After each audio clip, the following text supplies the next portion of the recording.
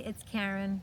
I wanted to talk to you today about the energy vibration of words. Everything is made of energy.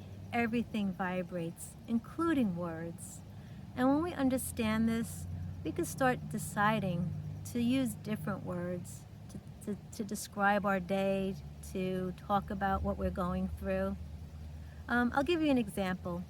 Like, for instance, I used to say that whenever I came out to do any work in the yard, I used to say, I'm going out to do some yard work. And then I realized that that actually has a slightly lower vibration because you could associate work with something unpleasant. So I switched it to saying, I am doing gardening. So whenever I come outside, no matter what I'm doing gardening. And gardening has a higher vibration. When I talk about vibration, of course we understand about high and low.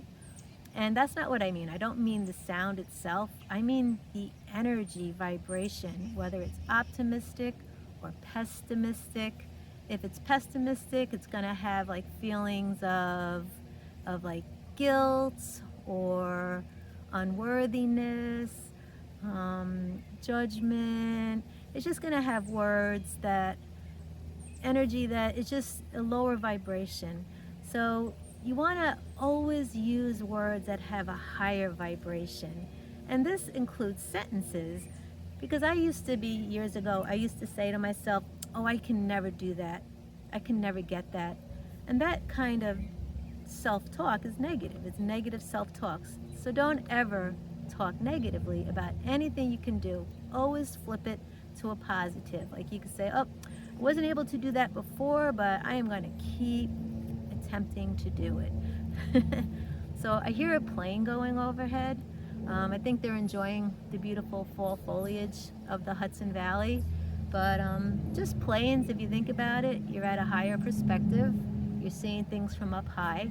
So always try to see something from a higher perspective.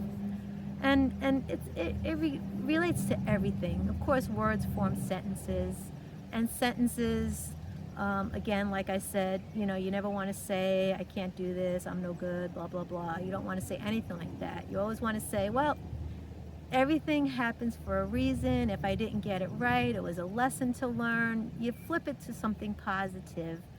And this even goes for song lyrics. There are some songs out there that are so beautiful. You should really listen to them every day. There's just so many uplifting, beautiful songs. But there's also songs written by artists who maybe, were coming over a relationship, whether it was a male or a female, a relationship where they were hurt.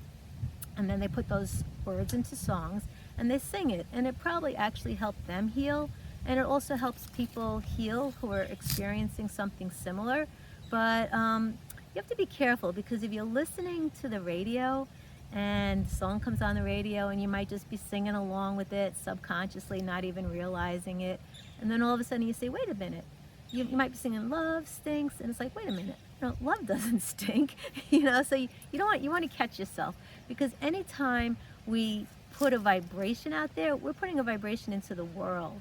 And also, like, if we say stuff enough, we'll actually start believing it. So we're like putting it into the imprint of what we believe. So we don't want to ever talk negative about ourselves, about what isn't really true. Of course, people have bad relationships, but generally, love doesn't stink. Love is beautiful, and you want to fill up with love. So it's always so important just to choose your words. And to give a compliment, like somebody gave me a compliment, and it just made me feel so good. I also wanted to let you know, when you understand about that words actually hold vibrations, people have done tests to, experiments to prove this. And a friend told me about a book. It was written by a Japanese scientist. He first started his research in 1999, and he wrote a number of books. So the one I got, it's called The Hidden Messages in Water, and the Japanese scientist is Masaru Emoto.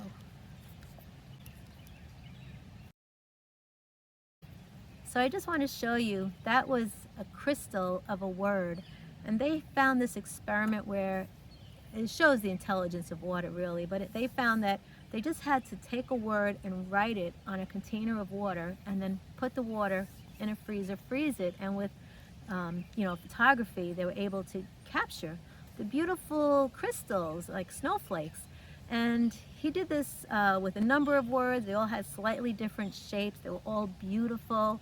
And he also did the opposite. He used words that were negative, like you're no good or you're bad, and those didn't form beautiful crystals. Those formed like misshapen, uneven forms.